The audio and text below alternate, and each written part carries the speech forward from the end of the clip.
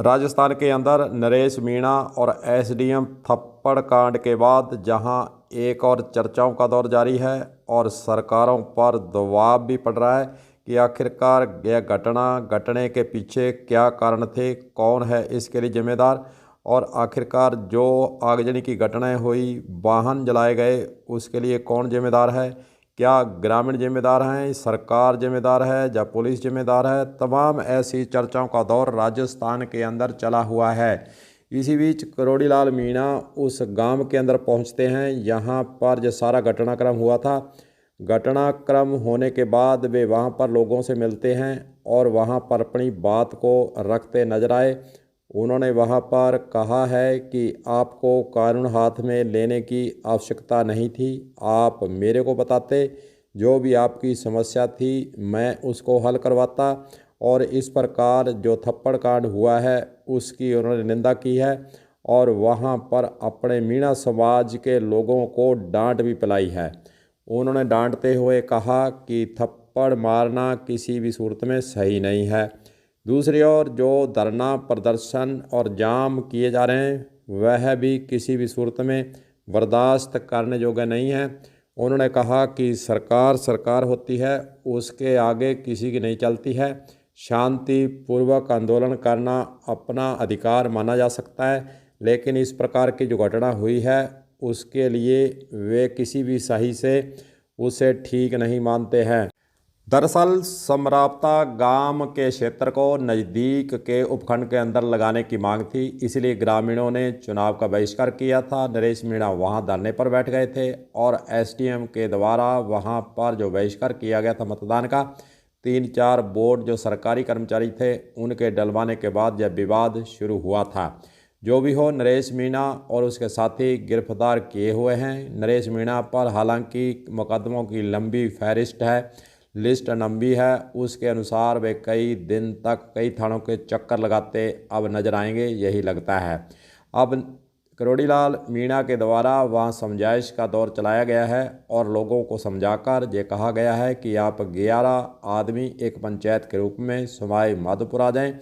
उसके बाद वे सवाई माधोपुर से मुख्यमंत्री से मुलाकात करेंगे और जो आपकी गांव की मांग है, जहां आप जिस उपखंड में लगना चाहते हो उसके अंदर मैं गारंटी देता हूं उसके अंदर मैं लगवा दूंगा। यहाँ कई सवाल भी खड़े होते हैं कि क्या करोड़ी लाल मीणा को पहले यह खबर नहीं थी? क्या करोड़ी लाल मीणा को इस घटना के बारे में जो उनकी मांग थी, जो ज्ञापन उनके द्वारा दिए गए थे, उसके बारे में उनको जानकारी नहीं मिल पाई थी? जैसा कि उन्होंने कहा कि आपने ज्ञापन दिए होंगे, आपने मांग रखी होगी, कलेक्टर को ज्ञापन दिया होगा, लेकिन आपने मेरे से एक बार भी बातचीत नहीं की है। अगर आप बातचीत करते तो मैं ये समस्या उत्पन्न नहीं होने देता। इस प्रकार की बात उन्होंने जनता के बीच में जाकर कही है और करोड़ी लाल मीणा ने अब गारंटी दे दी है, पक्की गारंटी दे दी है कि आपके गांव को जहां आप चाहते हो उसी उपखंड के अंदर जुड़वाने की गारंटी मेरी है। वैसे करोड़ी लाल मीणा भी चर्चाओं के अंदर रहते हैं और वो जो कह देते हैं वह सरकार से करवाने में सक्षम हो जाते हैं, क्योंकि उन्होंने इस्तीफा दिया हुआ है और मंत्री पद का इस्तीफा देने के बाद हालांकि वे समय समय पर बैठकों के अंदर भी जाते रहे हैं और सरकार के द्वारा जो कहा जाता है उसको करने से पीछे भी नहीं हटते हैं, लेकिन अपनी मांग पर वे अड़िग हैं कि इस्तीफा वापस नहीं लूँगा। सरकार से लोहा लेना वे भी जानते हैं और कई मांगों पर सरकारों का वे विरोध भी करते आए हैं, अपनी सरकार का भी विरोध करते वे नज़र जरूर आते हैं। मीडिया के अंदर अब तमाम तरह की चर्चाओं का दौर शुरू है कि आखिरकार नरेश मीणा के द्वारा जो किया गया वह सही था या गलत था, या फिर सरकार के स्तर से सही समय पर जो निर्णय लेना था वह नहीं लिया गया। नरेश मीणा को सही समय पर गिरफ्तार नहीं किया गया, थप्पड़ मारते ही उसको गिरफ्तार करना चाहिए थे। वहीं चुनाव से जुड़े जो अधिकारी हैं वे कहते हैं कि वह प्रत्याशी था, इसलिए अगर उसको तुरंत गिरफ्तार किया जाता तो उसकी ओर से फिर यह कहा जाता कि मेरे को अपने क्षेत्र के अंदर जाने से सरकार ने रोक दिया और अधिकारी ने रोक दिया, मैं जो अपना कन्वेंस करने का काम था वह नहीं कर पाया। इस तरह से के मुद्दों पर, इस तरह के वाक्यों पर चर्चाएं जरूर छिड़ रही है, लेकिन नरेश मीणा के द्वारा जो कृत्य किया गया है उसकी चारों तरफ निंदा हो रही है। इस प्रकार अधिकारियों को थप्पड़ मारना कोई भी सही नहीं मान रहा है। लेकिन आज जो वर्तमान समय के अंदर जो नेता हैं, छुट पहिया नेता कहते हैं, अपने आप को वह अपने घमंड में रखने वाले नेता कहते हैं, वह अपने मुंह से गालियां तक बकते रहते हैं। चाहे हम टेलीफोन की बात करें, मोबाइल पर बात करें, धमकाते हैं और अगले का नुकसान करने के लिए बेटोक होकर वह कह भी देते हैं। इस प्रकार की प्रॉपर्टी ज़्यादा चल पड़ी है। लेकिन अब राजनीति जो है वह गुंडों का राज बनती नजर आ रही है। जब कोई नेता चुनाव जीत जाता है या फिर वह चाहे किसी भी पार्टी का हो, वह अपने आप को भगवान समझने लग जाता है। न अधिकारियों की वह सुनता है, न जनता की, और न किसी की बात के लिए वह तवज्जो देने का प्रयास करता है।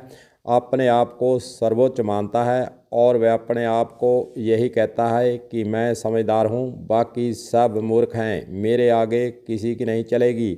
और इस प्रकार अब राजनीति के अंदर गुंडागर्दी और दबाव की राजनीति और भ्रष्टाचार, यह तमाम ऐसी बातें ज़्यादातर अब शामिल हो चुकी हैं।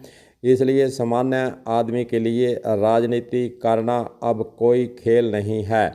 वर्तमान समय के अंदर जो चल रहा है वह अच्छा नहीं है। इस प्रकार अधिकारियों के साथ अच्छा व्यवहार नहीं करना और फिर जनता के साथ इस प्रकार से राजनीति के अंदर बदले की भावना का जो प्रयोग अब होने लगा है वह आने वाले समय के लिए बहुत ही खतरनाक है। समाज को भी अब इसके लिए सोचना चाहिए कि कैसे हम राजनेताओं और इस प्रकार के व्यक्तियों को चुनाव के अंदर आगे नहीं आने के लिए उनके जानी पैर खींचने का काम करेंगे, तभी सुधार होगा। अन्यथा इसी प्रकार गुंडाराज चलेगा और जो राजनेता बन जाता है वह 5 साल के लिए अपने आप को भगवान मानते हुए किसी की नहीं सुनेगा। और जो आम जनता का काम है, आम जनता के मुद्दे हैं, वह गौण होते जा रहे हैं। बस सिर्फ चापलूसी का युग है और जो चापलूसी करेगा वह फ़ायदे में रहेगा। और जो सीधा साधा व्यक्ति किसी काम के लिए चला भी जाता है तो उसकी बात को अनसुना करना अब आम बात हो गई है। जो भी है जो समाज के ऊपर है कि हम गुंडा राज चाहते हैं या फिर अच्छे लोगों को राजनीति में आना चाहते हैं, समाज पर आधारित है। हालांकि इसके बारे में चर्चाएं होती रहती हैं, लेकिन चर्चाएं गौण होती जा रही हैं और सब कुछ मिलजुल कर सब लूटने का काम अब राजनीति के नेता हों चाहे फिर बड़े आला अधिकारी हों। कई ऐसे अधिकारी हैं जो राजनेताओं से मिलकर खेला करने से पीछे नहीं हैं। तमाम ऐसी बातें हैं, देखते हैं आगे सुधार होता है जहाँ और बेड़ा गर्क होता है। जो भी हो, भगवान सब का भला करे। कलम न्यूज के लिए गुरदेव सिंह सैनी की रिपोर्ट।